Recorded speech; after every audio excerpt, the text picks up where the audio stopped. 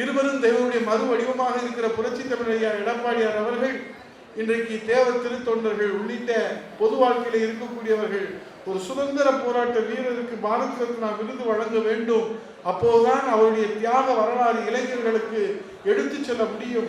ஏனென்று சொன்னால் இன்றைக்கு தியாக வரலாற்றை திரித்து கூறுபவர்கள், மறைத்து கூறுபவர்கள், மாற்றி கூறுபவர்களுக்கு மத்தியில உண்மையான அந்த தியாக வரலாற்றை ஒரு தேசிய தலைவரை, ஒரு தெய்வீக திருமகனாரை, தேசியம் தெய்வ கண்களாக கொண்டிருக்கிற தெய்வ திருமகனாருடைய புகழுக்கு புகழ் சேர்க்கின்ற வகையிலே பாரத் ரத்னா விருது இந்தியாவுடைய மிக உயர்ந்த விருது வழங்க வேண்டும் என்று இன்றைக்கு தொடர்ந்து வலியுறுத்தி கொண்டிருக்கின்ற நம்முடைய புரட்சி தமிழர் ஐயா வருங்கால முதலமைச்சர் எடப்பாடியார் அவர்கள் தலைநகர் டெல்லி சென்று மாண்புமிகு உள்துறை அமைச்சர் அவர்கள் நம்முடைய இன்றைக்கு மன உறுதி கொண்டிருக்கின்ற எல்லோராலும் பாராட்டப்படுகின்ற நம்முடைய அமித்ஷாஜி அவர்கள் நினைத்தால் எதுவும் நடக்கும் என்கின்ற வரலாறை இந்தியா முழுவதும் உருவாக்கி வருகிறார்கள்.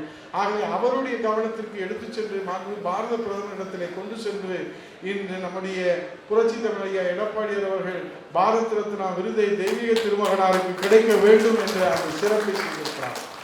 ஆக அந்த சிறப்புக்கு சிறப்பு சேர்த்த தெய்வீக திருமகனாருடைய புகழுக்கு புகழ் சேர்த்த புரட்சி தமிழர் ஐயா எடப்பாடியார் அவர்களுக்கு நாம் நன்றியை வார்த்தையால் சொல்ல முடியாது.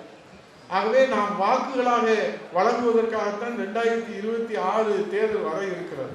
அதற்கு முன்பாக, அதற்கு அச்சாரமாக புரட்சி தமிழர் ஐயா எடப்பாடியாருடைய தலைமையிலே அம்மாவின் ஆட்சி, ஜனநாயக ஆட்சி, இரட்டைலை ஆட்சி, ஏழைகளின் ஆட்சி, இளைஞர்களின் ஆட்சி, மாணவர்களின் ஆட்சி, எளியோர்களின் ஆட்சி, சாமானிய ஆட்சி மலர வேண்டும் என்பதற்காக அச்சாரமாக இந்த குரு பூஜையிலே நாம் அவருக்கு நன்றி கடன் செலுத்துகின்ற வகையிலும் நன்றியின் அடையாளமாகத்தான் இந்த சீருடை அணிந்து நாம் இன்றைக்கு மாவட்ட ஆட்சியர் அலுவலகத்திலே மக்கள் கோரிக்கையை நாம் முன்வைத்திருக்கிறோம்.